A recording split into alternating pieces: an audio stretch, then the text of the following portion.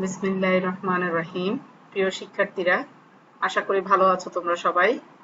গত ক্লাসে তোমাদেরকে আমি একটা দ্বিতীয় অধ্যায় থেকে একটা উদ্দীপক দিয়েছিলাম। সে উদ্দীপকের আলোকে তোমাদের উত্তরগুলো তোমরা আমাকে বিভিন্ন কমেন্টের মাধ্যমে বুঝতে পেরেছো কিনা বা কোনো সময় সমস্যা থাকলে সেটা আমাকে জানানোর কথা ছিল। অল্প কিছু সংখ্যক স্টুডেন্ট আমাকে জানিয়েছো, অন্যরা তেমন কিছু জানাওনি। তাতে করে বুঝতে পারলাম তোমরা নিশ্চয়ই দ্বিতীয় অধ্যায় সম্পর্কে খুব ভালো করে পাঠটা বুঝে ফেলেছো।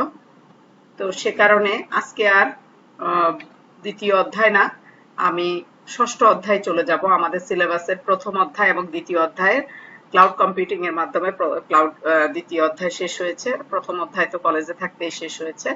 তো আমার সাথে তোমাদের পরবর্তী যে অধ্যায় সেটা হচ্ছে ষষ্ঠ অধ্যায়। সে আজকের পাঠ তাহলে আমাদের ষষ্ঠ অধ্যায় database management system. Database management সিস্টেমে আজকে প্রথম ক্লাসে তোমাদেরকে স্বাগতম।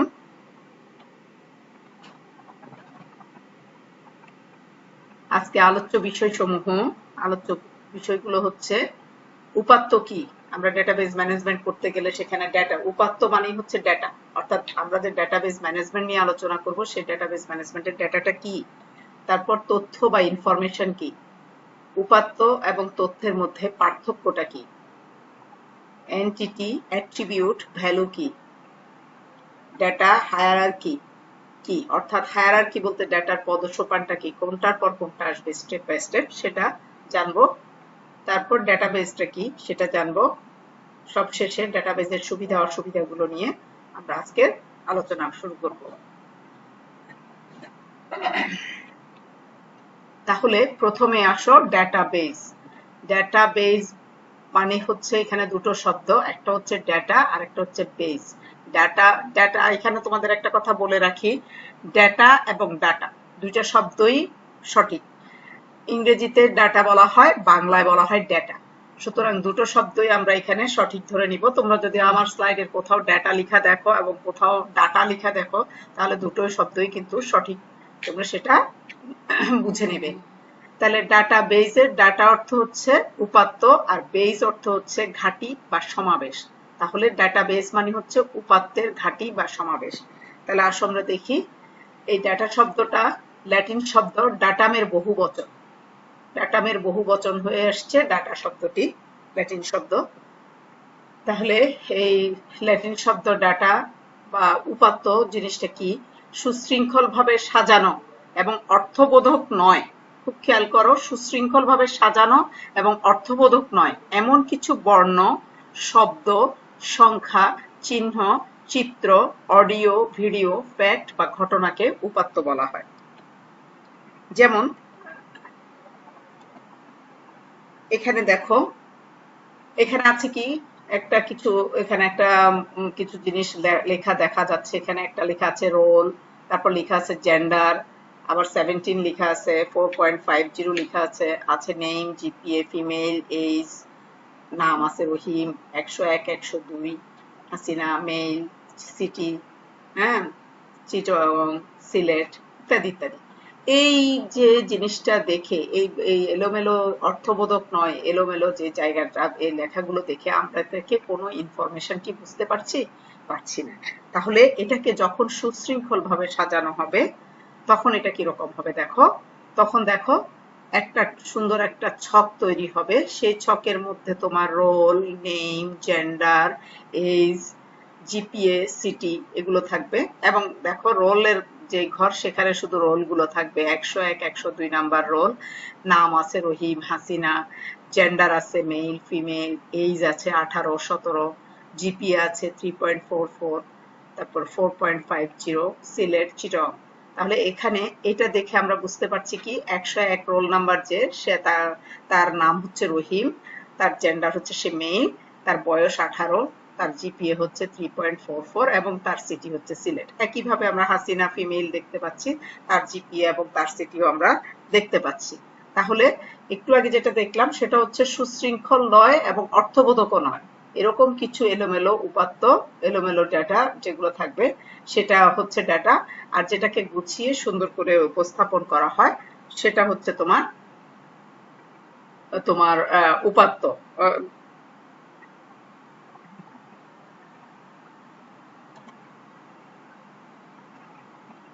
তাহলে আমরা কি দেখছি, সেটা সেই ঘটনাকে বলা হচ্ছে উপাত্ত।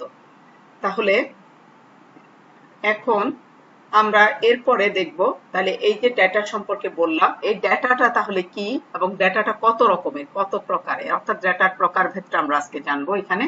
তাহলে ডেটাকে প্রথমে দুই ভাগে ভাগ করা হয়েছে, একটা হচ্ছে সংখ্যাবাচক বা নিউমেরিক ডেটা, আর একটা হচ্ছে অসংখ্যাবাচক বর্ণবাচক বা নন নিউমেরিক ডেটা। এখন সংখ্যাবাচক বা নিউমেরিক ডেটা, এটাকে আবার দুই ভাগে ভাগ করা হয়েছে, একটা হচ্ছে পূর্ণ সংখ্যা বা ইন্টিজার, আর অন্যটা হচ্ছে ভগ্নাংশ বা ফ্লোটিং পয়েন্ট। একটা তাহলে সংখ্যাবাচক ডাটার মধ্যে, নিউমেরিক ডাটার মধ্যে একটা পূর্ণ সংখ্যা দিয়ে থাকবে, ডাটা তথ্য থাকবে, উপাত্ত থাকবে, আরেকটা থাকবে তোমার ফ্লোটিং পয়েন্ট দিয়ে বা ভগ্নাংশ দিয়ে। তাহলে ডাটাকে প্রথমে আমরা দুই ভাগ করলাম। প্রথম ভাগ ছিল সেই দুই ভাগের মধ্যে একটা হচ্ছে সংখ্যাবাচক ডাটা, নিউমেরিক ডাটা, আর একটা হচ্ছে অসংখ্যাবাচক ডাটা বা বর্ণবাচক ডাটা। তাহলে সংখ্যাবাচক ডাটাকে আমরা পেলাম দুইটা ভাগে, একটা হচ্ছে পূর্ণ সংখ্যা আর একটা হচ্ছে ভগ্নাংশ বা ফ্লোটিং পয়েন্ট। এরপর আসো অসংখ্যাবাচক বর্ণবাচক বা নন নিউমেরিক ডাটা। সেটা হচ্ছে কি, সেটাকে আবার দুই ভাগে ভাগ করা হয়েছে, সেটা হচ্ছে একটা হচ্ছে স্ট্রিং ডাটা আর একটা হচ্ছে অবজেক্ট বা গ্রাফ ডাটা। এই দুই প্রকার ডাটার মধ্যে সংখ্যাবাচক বা নিউমেরিক ডাটা এবং অসংখ্যাবাচক বা বর্ণবাচক বা নন নিউমেরিক ডাটা, এইগুলোকে এখন এগুলো কি, কাকে বলা হয়, এগুলোকে কি বলা হয় সেটা আমরা দেখব। অর্থাৎ সংখ্যাবাচক বা নিউমেরিক ডাটা কাকে বলা হয় সেটা আমরা এখন জানবো। সংখ্যাবাচক বা নিউমেরিক ডাটাটা কিরকম, যে সমস্ত ডাটা শুধুমাত্র সংখ্যা নিয়ে গঠিত হয় তাকে নিউমেরিক ডাটা বলে। যেমন 5, 10, 500, 1000 ইত্যাদি ইত্যাদি বিভিন্ন সংখ্যাগুলোকেই তোমার সংখ্যাবাচক বা নিউমেরিক ডাটা বলা হয়ে থাকে। এরপর আসো, নিউমেরিক ডাটাকে প্রধানত দুই ভাগে ভাগ করা হয়। ওই যে নিউমেরিক ডাটাকে আমরা একটু দেখেছিলাম, দুই ভাগে ভাগ করা হয়। একটা হচ্ছে পূর্ণ সংখ্যা বা ইন্টিজার, যেমন 5, 10, 500 ইত্যাদি, এগুলো সবই হচ্ছে পূর্ণ সংখ্যা। এবং পরবর্তী যেটা, সেটা হচ্ছে ভগ্নাংশ বা ফ্লোটিং পয়েন্ট, যেমন 2.5, 5.49, অর্থাৎ ভগ্নাংশ পয়েন্ট দিয়ে, যে ভগ্নাংশ দিয়ে কাজ হবে, লেখা হবে সংখ্যাগুলো, সেটাকে বলা হয় ভগ্নাংশ বা ফ্লোটিং ডাটা। এরপর আছে অসংখ্যাবাচক বা বর্ণবাচক বা নন নিউমেরিক ডাটা। যে সমস্ত ডাটা সংখ্যা প্রকাশ না করে বর্ণ, শব্দ, ছবি, গ্রাফিক্স ইত্যাদি প্রকাশ করে তাকে নন নিউমেরিক ডাটা বলে। যেমন আজাদ, অঞ্জন, ফারহান, সুমাইয়া ইত্যাদি বিভিন্ন ধরনের নাম, যেগুলো বর্ণ দিয়ে লেখা হয়, সেজন্য বর্ণবাচক যে ডাটাগুলো আছে সেগুলোকে বলা হয় নন নিউমেরিক ডাটা, অর্থাৎ সংখ্যা নয় যে ডাটাগুলো, সেটাই হচ্ছে নন নিউমেরিক ডাটা। নন নিউমেরিক ডাটাকে আবার দুই ভাগে ভাগ করা যায়, একটা হচ্ছে স্ট্রিং ডাটা, সেটা কিরকম, যেমন স্ট্রিং ডাটার মধ্যে রহিম, করিম, অর্থাৎ যে নাম সে নামটাই একটা নাম হচ্ছে স্ট্রিং ডাটা। আর অবজেক্ট বা গ্রাফিক ডাটা যেটা, সেটা এখানে তুমি ছবি, গ্রাফিক্স ইত্যাদি এগুলোর মধ্যে থাকবে। কোনো একটা তথ্যের মধ্যে তুমি কোনো একটা গ্রাফিক্স বসাতে হবে, গ্রাফ বসাতে হবে, কোনো ছবি বসাতে হবে, সেটাকে বলা হয় অবজেক্ট বা গ্রাফ ডাটা। এবার আসো তাহলে তথ্য কি, তথ্য কি বা ইনফরমেশন কি, তথ্য বা ইনফরমেশন কি। ডেটাকে প্রক্রিয়াকরণ করে যে অর্থবহ ফলাফল পাওয়া যায় তাকে তথ্য বা ইনফরমেশন বলে। তথ্য বা ইনফরমেশনকে, অর্থাৎ ডেটাকে কম্পিউটারের সাহায্যে প্রয়োজন মতো প্রক্রিয়াকরণ করে যে রিপোর্ট তৈরি করা হয় তাই হচ্ছে তথ্য। অর্থাৎ ডেটাকে কম্পিউটারের সাহায্যে, তুমি যে কতগুলো ওই যে রহিম, করিম, জিপিএ ইত্যাদি ইত্যাদি গুলোকে নিয়ে যে কম্পিউটারের সাহায্যে প্রয়োজন মতো প্রক্রিয়াকরণ করে যে রিপোর্টটা তৈরি করা হয়, একটা অর্থবোধক রিপোর্ট তৈরি করা হয়, তখন সেটাকে বলা হবে ইনফরমেশন বা তথ্য। তাহলে ডেটা, ডেটা আমরা একটা ইনফরমেশন তৈরি করার জন্য প্রথমে আমাদের লাগবে ডেটা, তারপর লাগবে আমাদের প্রক্রিয়াকরণ বা প্রসেসিং, এরপর লাগবে তথ্য। অর্থাৎ ডেটাটা হচ্ছে তোমার কি, ইনপুট, এবং প্রসেসিংটা হচ্ছে প্রক্রিয়াকরণ, এবং তথ্যটা হচ্ছে আউটপুট। তাহলে আমরা বুঝতে পেরেছি এখানে তথ্য কি, তথ্য হচ্ছে ডেটাকে প্রক্রিয়াকরণ করে যে অর্থবহ ফলাফল পাওয়া যায় তাকে তথ্য বা ইনফরমেশন বলা হয়ে থাকে। এবার আসো, তথ্য সাধারণত সুন্দরভাবে সাজানো থাকে, তথ্যকে সুন্দর করে সাজানো থাকে। একটা টেবিল দিয়ে একটা পরীক্ষার ফলাফল দেখা হচ্ছে এখানে। দেখাচ্ছি তোমাদের। সাধারণত তথ্য নির্ভুল, স্পষ্ট, সংক্ষিপ্ত এবং সহজ সরল হতে হয়। তথ্যকে নির্ভুল, সংক্ষিপ্ত, স্পষ্ট এবং সহজ সরল হতে হয়। যেমন দেখো এখানে একটা টেবল দেখো, এই টেবলের মধ্যে কিছু রোল নাম্বার আছে, একটা বিষয়, দুইটা বিষয়ের নাম্বার দেওয়া আছে এবং সেই দুইটা বিষয়ের মোট নাম্বারটা দেওয়া আছে। তাহলে এখানে প্রত্যেকটা রোল নাম্বারের এগেইনস্টে কে কত নাম্বার বাংলায় পেলো, ইংরেজিতে কত পেলো, মোট কত হলো, সেটার একটা নির্ভুল, স্পষ্ট এবং সংক্ষিপ্ত একটা তোমার টেবিল এখানে প্রদর্শন করা হলো। এখন আসো তথ্য এবং উপাত্তের মধ্যে তাহলে আমরা পার্থক্য কি, অথবা উপাত্ত এবং তথ্যের মধ্যে পার্থক্য কি। উপাত্ত এবং তথ্যের মধ্যে প্রথম যে পার্থক্যটা আমরা দেখি সেটা হচ্ছে, উপাত্ত বলা হয় তাকে যেটা হচ্ছে সাজানো ও অর্থবোধক নয়। আবার খেয়াল করবে, সাজানো এবং অর্থবোধক নয় এমন কিছু ফ্যাক্ট বা ঘটনাকে বলা হয় উপাত্ত। আর সাজানো অর্থবোধক উপাত্তকে তথ্য বলা হয়। যেটা সাজানো নয় সেটা হচ্ছে উপাত্ত, আর যেটা সাজানো সেটা হচ্ছে তথ্য বা ইনফরমেশন। উপাত্ত কোনো বিষয় সম্পর্কে আংশিক ধারণা, উপাত্ত হচ্ছে কোনো একটা বিষয় সম্পর্কে কিছু আংশিক ধারণা, আর তথ্য হচ্ছে কোনো বিষয় সম্পর্কে সম্পূর্ণ ধারণা। উপাত্ত সরাসরি ব্যবহার করা যায় না, তথ্যকে সরাসরি ব্যবহার করা যায়। উপাত্ত হচ্ছে উৎস আর তথ্য হচ্ছে ফলাফল। তাহলে দেখো উপাত্ত কি, দেখো উদাহরণ একটা আমি দেখাচ্ছি এখানে। উদাহরণ হচ্ছে শ্রেণীর, ছাত্র, আমি, একাদশ। এখানে কতগুলো উপাত্ত আমার কাছে আছে, কতগুলো ডাটা আমার কাছে আছে, সেটা হচ্ছে শ্রেণী, ছাত্র, আমি, একাদশ। সেটাকে যখন আমি তথ্য বা ইনফরমেশন তৈরি করব তখন সেটার উদাহরণ হবে আমি একাদশ শ্রেণীর ছাত্র। এবার আসো আমাদের এই ডেটাবেস ম্যানেজমেন্টে অত্যন্ত গুরুত্বপূর্ণ কিছু জিনিস আমাদের জানা প্রয়োজন, কিছু বিষয় আমাদেরকে জানতে হবে। সেটার একটা হচ্ছে এন্টিটি, অ্যাট্রিবিউট, ভ্যালু। এই এন্টিটি, অ্যাট্রিবিউট এবং ভ্যালু কি সেটা আমরা জানবো। এন্টিটি কি? এন্টিটি হচ্ছে সত্তা, যা দিয়ে অবজেক্টকে চিহ্নিত করা হয়। কোনো ডেটা টেবিলকে চিহ্নিত করার জন্য টেবিলের যে নাম দেওয়া হয় তাই হচ্ছে এন্টিটি।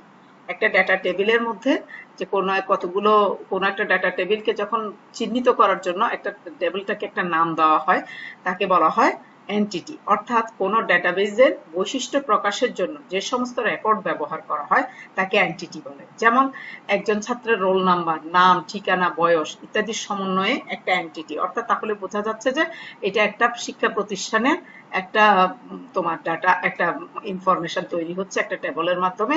এখানে এই এন্টিটি গুলো দিয়ে কাজ করা হচ্ছে। তাহলে এন্টিটি হচ্ছে কি, তাহলে ডেটাবেজের বৈশিষ্ট্য প্রকাশ করা। অর্থাৎ এই ডেটাবেজের বৈশিষ্ট্য কি, এটা হচ্ছে একটা স্টুডেন্টদের, একটা শিক্ষা প্রতিষ্ঠানের ছাত্রদের একটা তোমার তথ্য। এরপর আসো অ্যাট্রিবিউট।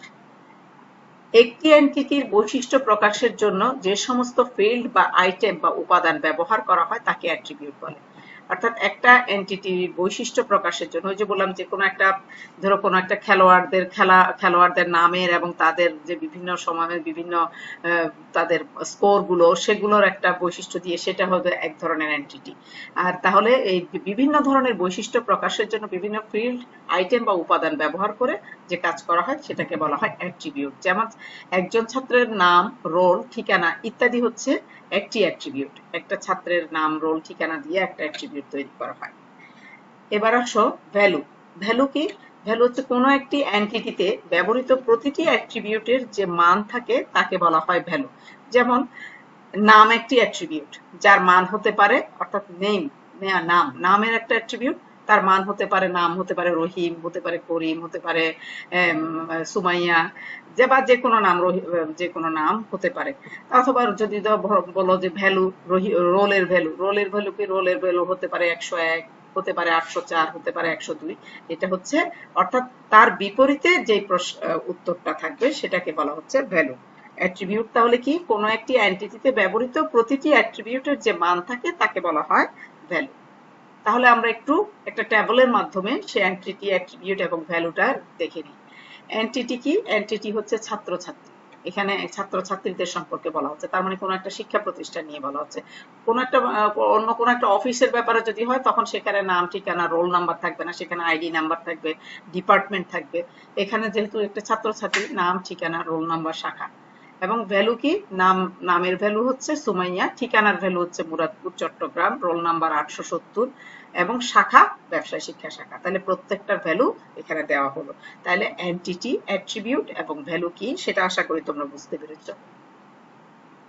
এরপরে আসো ডাটা হায়ারার্কি। এই ডাটা হায়ারার্কিটা আমাদের জন্য অত্যন্ত গুরুত্বপূর্ণ একটা বিষয়। ডাটা অর্থাৎ ডাটা বা উপাত্ত আমরা যেটা বলেছিলাম, সে ডাটার তোমার পদসোপানটা কি, ডাটাটার স্টেপটা কি, সেই স্টেপ গুলো আমরা এখন জানবো। ডাটা হায়ারার্কি হলো ডাটাবেজের বিভিন্ন উপাদান যেমন bit, byte, field, record, file ইত্যাদির সমন্বয়ে গঠিত একটি কাঠামো। অর্থাৎ ডেটাবেস থেকে শুরু করে ফাইল, রেকর্ড, ফিল্ড, বাইট, বিটের ধারাবাহিক সংগঠনকে ডাটা হায়ারার্কি বলে। অর্থাৎ ডাটা হায়ারার্কিটা হচ্ছে এরকম যে তোমার যে কোনো একটা ডাটাকে তৈরি করতে গেলে, যে কোনো একটা তথ্যকে তৈরি করতে গেলে কি করতে হবে, তাহলে বিট লাগবে, ছোট দিক থেকে যদি শুরু করি, বিট লাগবে, বাইট লাগবে, ফিল্ড, রেকর্ড, ফাইল ইত্যাদি। তাহলে সেটা কি রকম, তাহলে আমরা এটা এখানে আমি তোমাদেরকে একটু বর্ণনা করে বলি। সেটা হচ্ছে বিট মানে হচ্ছে বাইনারি ডিজিট, এর সংক্ষিপ্ত রূপ হচ্ছে বিট। বাইনারি ডিজিটের সংক্ষিপ্ত রূপটা হচ্ছে বিট। আমরা জানি যে কি বাইনারি সংখ্যা পদ্ধতিতে ব্যবহৃত অঙ্কগুলো হচ্ছে 0 এবং 1। যেমন একটা সংখ্যা, সেই সংখ্যাটা 5 সংখ্যার হলেও সেটাকে 8 বিটে তৈরি করে সে 5 সংখ্যাটিকে লিখতে হয়। তাহলে 5-এর যে বাইনারি সংখ্যা সেটা হচ্ছে 101। তাহলে তার সাথে তার বাম সাইডে আরো 5টা শূন্য বসিয়ে সেটাকে 8 বিট করা হয় এবং 8 বিট সমান 1 বাইট। এরপর আসো বাইট। বাইট কি, 8 বিট নিয়ে তৈরি হয় বাইট, 1 বাইট। এ বাইট হচ্ছে যেমন তোমার বিভিন্ন অঙ্ক, বর্ণ, চিহ্ন, যে অক্ষর, এগুলো প্রকাশ করে। যেমন এ লিখলে সেখানে 8 বিট দিয়ে এ লেখা হয়, এর মধ্যে একটা সংখ্যা প্রকাশ পায়। এটা কম্পিউটারের ভেতরকার কাজ। এখানে 65টা দ্বারা এ অক্ষরকে বোঝানো হয়। এরপর আসো ফিল্ড। ফিল্ড কি, কয়েকটি অক্ষর নিয়ে একটি ফিল্ড গঠিত হয়। কয়েকটি অক্ষর নিয়ে কেমন করে ফিল্ড হয়, যেমন মনে করো একটা একটা টেবলের একটা কলামের মধ্যে নাম আছে একটা জায়গায়, রোল আছে একটা জায়গায়, তাহলে নেম, NAME, নেম, এই নেমের প্রত্যেকটি নামের একটি ফিল্ড গঠিত হয়, এইটাকে বলা হয় ফিল্ড। এরপর আসো রেকর্ড। পরস্পর সম্পর্কযুক্ত কতগুলো ফিল্ডকে একটি রেকর্ডে গঠিত হয়। পরস্পর সম্পর্কযুক্ত কতগুলো ফিল্ডকে একটি রেকর্ড বলা হয়। তাহলে আমরা এই জিনিসগুলোকে একটা হায়ারার্কির মাধ্যমে দেখানোর চেষ্টা করছি আমি। ধরো এখানে ডেটাবেজের মধ্যে ঢাকা কলেজ ডেটাবেজ দিয়ে আমরা দেখাচ্ছি। আমরা এখানে file, record, field, bit, byte এগুলো দেখলাম। তাহলে দেখো আমরা নিচ থেকে শুরু যদি করি, তাহলে দেখো নিচে হচ্ছে বিট। বিট তখন 101 এর সাথে বাম পাশে আরো 5টা শূন্য দিয়ে বিট করা হলো, বাইট করা হলো। তারপরে ফিল্ডের ক্ষেত্রে নাম, নেমের ক্ষেত্রে রোল, নেম, জিপিএ এগুলো সব হচ্ছে ফিল্ড। এরপর রেকর্ড, তাহলে কি পরস্পর সম্পর্কযুক্ত কয়েকটা রেকর্ড, কয়েকটা পরস্পর সম্পর্কযুক্ত কয়েকটা ফিল্ড নিয়ে একটা রেকর্ড গঠিত হলো। এরপর ফাইল যেটা হলো সেটা হলো যে একটা ফাইল হতে পারে, সেটা রেজাল্টের ফাইল হতে পারে, কিংবা কোনো প্রতিষ্ঠানের পার্সোনাল কোনো ফাইলও হতে পারে। তাহলে এই হচ্ছে ডাটা হায়ারার্কি। এরপর আসো, তাহলে আমরা এতক্ষণের আলোচনা থেকে যেটা বুঝলাম সেটা হচ্ছে একটা ডেটাবেস তৈরি করতে গেলে সেখানে উপাত্ত এবং তথ্য লাগবে। সেই উপাত্ত এবং তথ্যগুলোর সমন্বয়ে ডেটাবেস তৈরি হয়। ডেটাবেস তাহলে কি, তাহলে ডেটাবেস কি, ডেটাবেস হচ্ছে, ডেটা শব্দের অর্থ হচ্ছে উপাত্ত এবং বেস শব্দের অর্থ হচ্ছে ঘাঁটি বা সমাবেশ। এটা আমরা আগেই জেনেছি যে ডেটা শব্দের অর্থ হচ্ছে উপাত্ত এবং বেস শব্দের অর্থ হচ্ছে ঘাঁটি বা সমাবেশ। এখানে তাহলে আমাদের পরীক্ষায় যদি প্রশ্ন আসে যে ডেটাবেস কি, তাহলে আমাদেরকে বলতে হবে ডেটাবেস কি, পরস্পর সম্পর্কযুক্ত। আমরা খুব ভালো করে খেয়াল করতে হবে, পরস্পর সম্পর্কযুক্ত এক বা একাধিক ডাটা টেবিল বা ফাইলের সমষ্টি হচ্ছে ডেটাবেস। তাহলে ডেটাবেস কি, পরস্পর সম্পর্কযুক্ত এক বা একাধিক ডাটা টেবিল। এখন এমন হতে পারে, ধরো একটা শিক্ষা প্রতিষ্ঠান হতে পারে এক রকমের ডাটাবেস পায়, একটা একজন শিল্পীর তথ্য সম্পর্কিত যদি কোনো একটা ডাটাবেস তৈরি করতে হয়, তাহলে তিনি কতগুলো গান করলেন, কতগুলো শো করলেন, সেই ধরনের তথ্য সেখানে থাকবে। একটা স্কুল বা একটা শিক্ষা প্রতিষ্ঠানে গিয়ে কোনো একটা শিল্পী, কোনো একটা খেলোয়াড়ের সেই তথ্যগুলো আমরা চাইলে, যেমন করো আমরা সাকিব আল হাসান কত রান করেছে, কতটা সেঞ্চুরি করেছে, এই বিষয়গুলো কিন্তু আমরা একটা শিক্ষা প্রতিষ্ঠানের ডেটাবেজে পাবো না। তাহলে এখানে সেজন্যই বলা হচ্ছে যে পরস্পর সম্পর্কযুক্ত এক বা একাধিক ডাটা টেবিল বা ফাইলের সমষ্টি হচ্ছে ডাটাবেস। এটা খুব ভালো করে খেয়াল করবে তোমরা। শুধু যদি বলো যে এক বা একাধিক ডাটা টেবিলের বা ফাইলের সমষ্টি হচ্ছে ডাটাবেস তাহলে কিন্তু হবে না, এখানে বলতে হবে যে পরস্পর সম্পর্কযুক্ত এক বা একাধিক। এরপর হচ্ছে ডেটা। তাহলে আমরা এতক্ষণ যে ডেটাবেস নিয়ে আলোচনা করলাম সেই ডেটাবেজের ব্যবহারের সুবিধা কি এবং অসুবিধা কি। এখানে কিছু ডেটাবেস ব্যবহারের সুবিধাটাই বেশি এবং অসুবিধাও কিছু আছে, আমরা জানবো সেটা। তাহলে ডেটাবেজের প্রথমে হচ্ছে ডেটাবেস ব্যবহারের সুবিধাগুলো কি। প্রথমে একটা সুবিধা হচ্ছে কি, এটা দ্রুত ডেটা উপস্থাপন করা যায়। আমরা যদি কোনো একটা প্রতিষ্ঠানের 20-50 জন স্টুডেন্টের তথ্য লিখে রাখি তাহলে সেটা খুঁজে বের করতে হয়তো বা একটু তেমন সমস্যা হবে না, কিন্তু যখন অনেকগুলো স্টুডেন্টের 500-600 বা 1000-5000 স্টুডেন্টের তথ্য আমরা যখন লিখে রাখবো তখন কোনো একটা স্টুডেন্টের তথ্য বের করতে নিলে ডাটা দ্রুত উপস্থাপন করা যাবে না। যেটা বের করতে গেলে একটু সময় সাপেক্ষ, সময় অনেকগুলো খাতা কেটে অনেকগুলো রেকর্ড থেকে খুঁজে বের করে সেটাকে বের করতে হবে। তাহলে ডেটাবেজের সবচেয়ে বড় সুবিধা কি, দ্রুত ডাটা উপস্থাপন করা যায়। এরপর হচ্ছে সহজে ডাটা বা রেকর্ড খুঁজে পাওয়া যায় এবং সহজে এই রেকর্ড বা ডাটাগুলো খুঁজে পাওয়া যায় যে কোথায় আছে।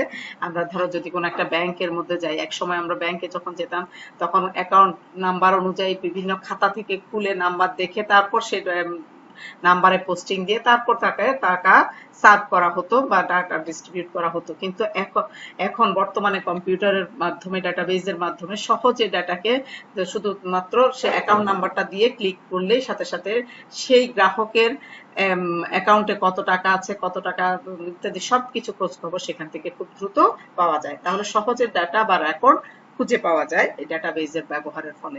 এরপর হচ্ছে সহজে ডাটা আপডেট করা যায়। কোনো কারণে যদি ডাটা যা কিছু তথ্য আমার আছে এখানে উপাত্ত যা কিছু আছে সেগুলো থেকে আরো কিছু নতুন কিছু সংযোজন করব কিংবা পুরাতন কিছু বিয়োজন করব, সেটা সহজে বাড়াতেও পারি কমাতেও পারি। এই সংযোজন বিয়োজন করা যায় ডাটাবেজে খুব সহজে, এটাকে আপডেট করা যায়।